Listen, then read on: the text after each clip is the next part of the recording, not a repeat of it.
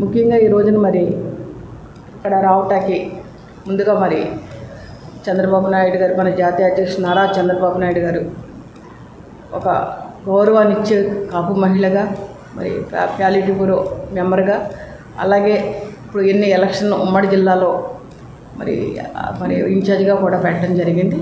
ఆ గౌరవానికి జాతీయ అధ్యక్షుడు నారా చంద్రబాబు నాయుడు గారికి, అచ్చెన్నాయుడు గారికి, లోకేష్ గారికి, మా పశ్చిమ గోదావరి జిల్లా తరఫున మా పార్టీ మా నాయకుల తరఫున ప్రతి ఒక్కరికి ధన్యవాదాలు, నమస్కారాలు తెలియజేసుకుంటూ, ఏదైతే ఒక బాధ్యత తీసుకున్నామో దాన్ని తప్పనిసరిగా మరి ఈ రోజున ఎలక్షన్ జరుగుతున్నాయి మన రాష్ట్రంలో, అదేవిధంగా మన పశ్చిమ గోదావరి జిల్లాలో కూడా మరి మేమందరం కలిసి పనిచేసి, ముఖ్యంగా ఈ రోజున మనం పార్టీని నెగ్గించుకోవాల్సిన రాష్ట్ర ముఖ్యమంత్రిగా చంద్రబాబు నాయుడు గారిని రాష్ట్రానికి తీసుకురావాల్సిన అవసరం మన మీద అందరి మీద ఉంది. కాబట్టి తప్పకుండా మనం అందరం కూడా పనిచేయాలి.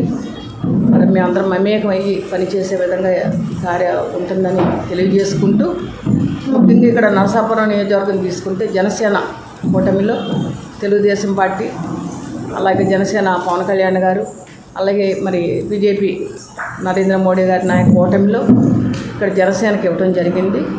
నాయకర్ గారికి అదేవిధంగా మన ఇక్కడ ఉన్న మన తెలుగుదేశం పార్టీ కేడర్లంతా కూడా ఈసారి అందరికీ పనిచేసి నాయకర్ గారిని మంచి మెజార్టీతో గెలిపించుకొని మన నియోజకవర్గంలో నరసాపురంలో తెలుగుదేశం పార్టీ అంటే సైకిల్ అనే గుర్తు ప్రతి ఒక్కరికి ఒక మైండ్లో ఉండిపోయింది.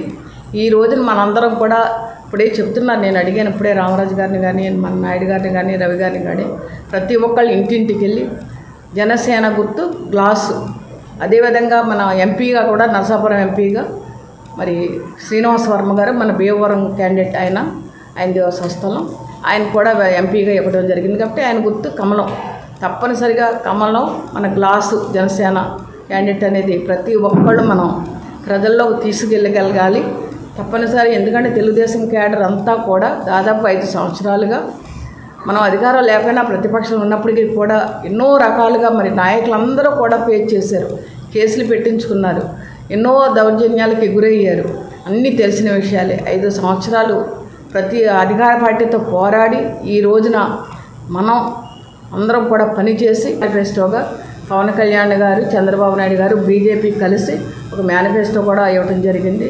అది కూడా బ్రహ్మాండంగా ప్రజల్లోనూ మరి నిన్న నుంచి మన సోషల్ మీడియాలో కానీ చూడటం జరుగుతుంది. ముఖ్యంగా మొన్న వైఎస్ఆర్ పార్టీ ఏదైతే ఉందో మేనిఫెస్టో వాళ్ళు కూడా ఇవ్వటం జరిగింది. దాదాపుగా వాళ్ళ పాదయాత్ర చేసి వాళ్ళ పేరేంటో పెట్టారు, పంచరత్న, ఇది నవరత్నాల పేరుతో ఇవ్వటం జరిగింది. నవరత్నాలు అనేవి చాలా, ఎందుకంటే ఎంతమంది బిడ్డలున్నా చదివిస్తామనేది ఒకటి చెప్పడం కానీ ఒకే బిడ్డకి చదివించడం జరిగింది. ఎన్నో రకాలుగా ఫెయిల్ అయ్యారు చెప్పుకుంటూ పోతే. ఈ రోజున మరి వాళ్ళ మేనిఫెస్టో కూడా చూసిన తర్వాత వాళ్ళ పార్టీ కావచ్చు, బయట వాళ్ళు కావచ్చు, అందరూ కూడా చాలా మరి ఆ మేనిఫెస్టో వల్ల చాలా దారుణంగా ఉంది. అందులో ఏం అసలు లేదు, పాతయే తీసుకొచ్చి అందులో పెట్టారనేది ఒకటి చెప్పడం జరుగుతుంది.